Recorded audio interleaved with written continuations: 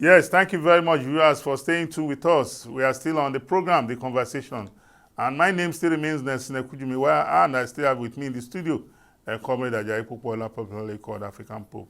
On this second stanza of the program, I want to look at the President Bola Ahmed Tinubu's presidential broadcast on October 1, which is a traditional day for the President of Nigeria to make presidential broadcasts on our journey so far.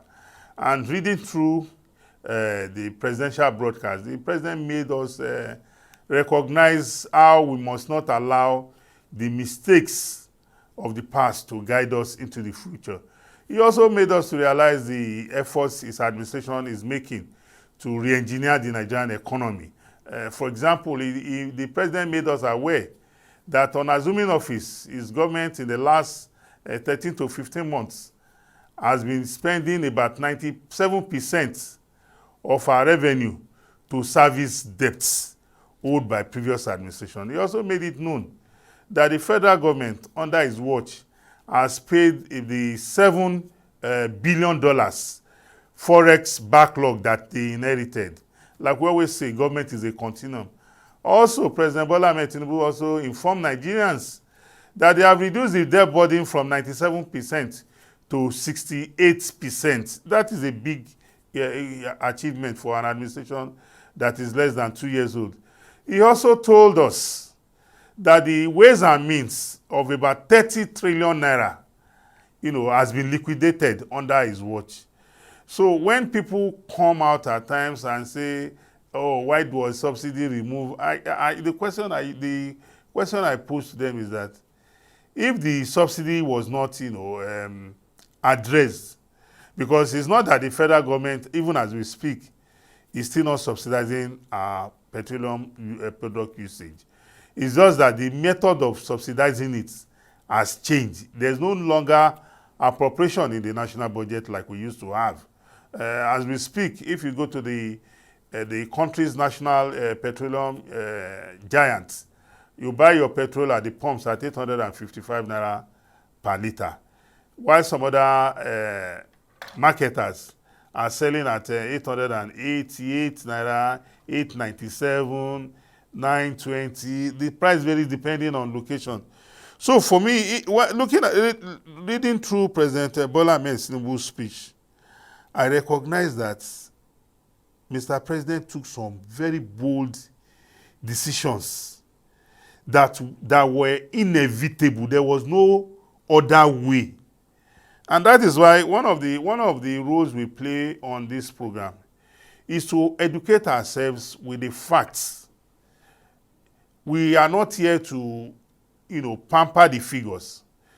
The reality of our situation is that if we all recognize in 2015, when former President Muhammadu Buhari came into office, he inherited an administration in which over 22 states were owing backlog of salaries of workers. And President Muhammadu Buhari's administration had to give loans. The Paris Club, the Paris loan, the government gave about 3 kinds of loans to states to be able to meet their obligations to workers. So you can imagine if the administration of President Bola Ahmed Tinubu had not taken these bold steps, today would have been in worse crisis. People come to tell you the unification of the foreign exchange system, floating the naira, that it was a wrong. I disagree, because that was a policy that all of us were complaining that had become a conduit pipe for some persons to become billionaires overnight. You go and collect dollars from the central bank, you bring it to the black market, you sell. There was no production. It was just profiteering. I don't know any economy that can prosper for the collective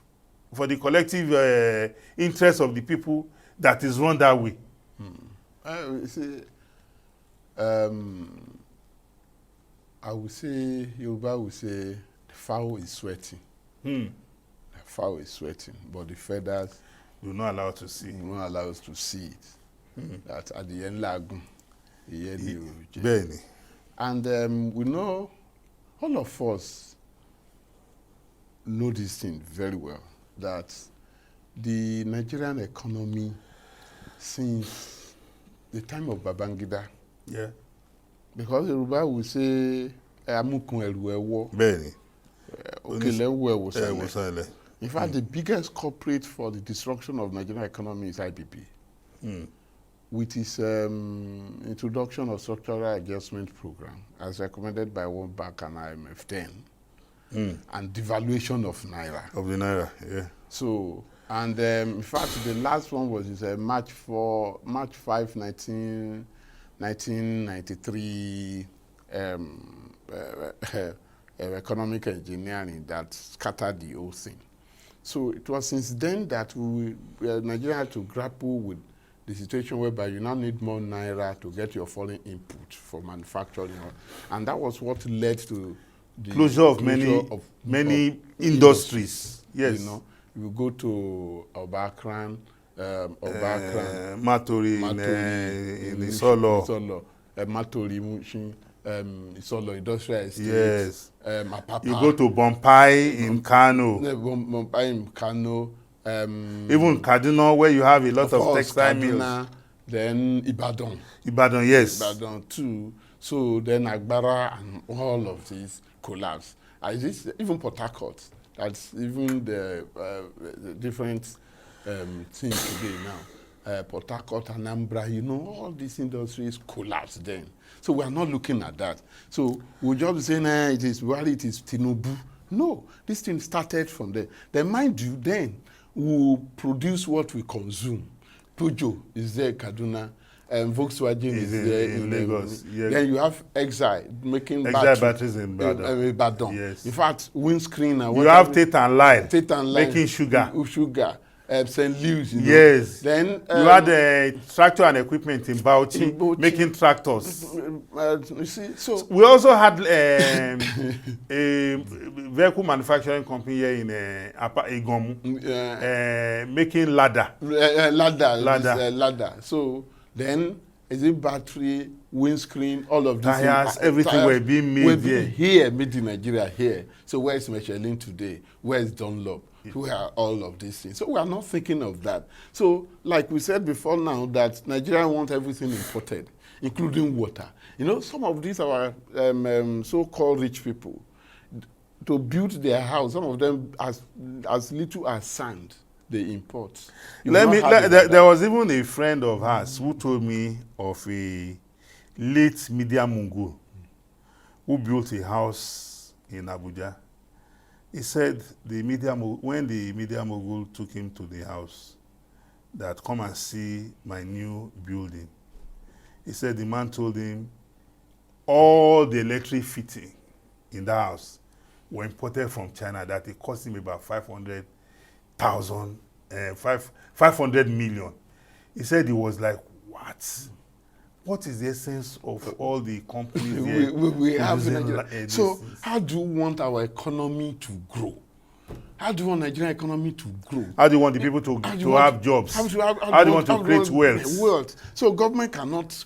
How many person can government employ? So we need to look at this. Put our priorities right. No, our priority. Then look at things differently. You know, of course, if you listen, okay, if you say, okay, we pay debt, I'll say, okay, what concerns people is what is on their table. It's about food. So, but how can we get food? We talked about agriculture the other time. We talked about agriculture the other time. Then, now, let us even go back to consuming what we produce here. Encourage local production. Patronize made in Nigeria goods. That is the only way we can grow the economy. Leave government out of this. But then the only thing is that the people in government now, generally from local government to federal level, must show that yes, the president said you understand, he can feel our pains and what have you. But those in Aso Rock and the government offices must live, you know, by example. They cannot be living in affluent and say, you understand our plight and what have you. But what is important thing is to now begin to reorientate ourselves about Nigeria. How do we make Nigeria economy buoyant? It's the only way is to do whatever, produce what we consume and consume what we produce. What we produce. What we produce. That's the only way we can grow our economy. That is the only way we can strengthen our naira. That is the only way out. So there is no alternative. And you know, for me, some of these things are such that is it out of pure mischief or we don't? For example, you look at the issue of electricity now. One of the areas that pains me most in the electricity issue is the issue of electricity theft. A lot of our people, when they build houses, when they are, putting in place their electrical appliances, they shortchange the distribution companies, forgetting that whatever you do to shortchange them will rub off on everybody. On everybody. So when you, like we all know today, that there's no free lunch even in Freetown, that one of the greatest, I've taken my time to understudy the electricity industry, and one thing I know for free is that the lack of liquidity is I tell them that the electricity is just like you buying a generator to power your house. Yes. If you don't maintain the generator, you will live in darkness. If you don't buy, if you don't service it. If you don't service it, then when you know that the generator is becoming aged, you quickly make provision for alternative. Replacement. So when you people just believe, I heard some people say government should revert fuel back to 197. I say, How? Which economy runs like that? The question is how. See, like you rightly observe, Yoruba will say, so I learned the bypass meter. Yes. In a house, maybe using about 5 air conditioner, for instance, and deep freezer, maybe 3 deep freezer. They will bypass all of that, then put only bulbs. On the meter. Then how do you want the disco to be able to meet up its obligations? It's not just possible. Honestly, we need to talk to ourselves. We need to be sincere with ourselves in the way we relate with our country. Even within ourselves, it is very, very important. Where we are today, we didn't get here by chance. We got here by choice. We are the architect of where we are today, and if we realize that, we will recognize that we are the only ones that can take ourselves out of the woods. And I believe strongly that that is the only way to go. Well, ladies and gentlemen, we want to thank you for staying tuned with us today on the conversation. I've had a beautiful conversation with Comrade Ajayi Popola, popularly called African Pope.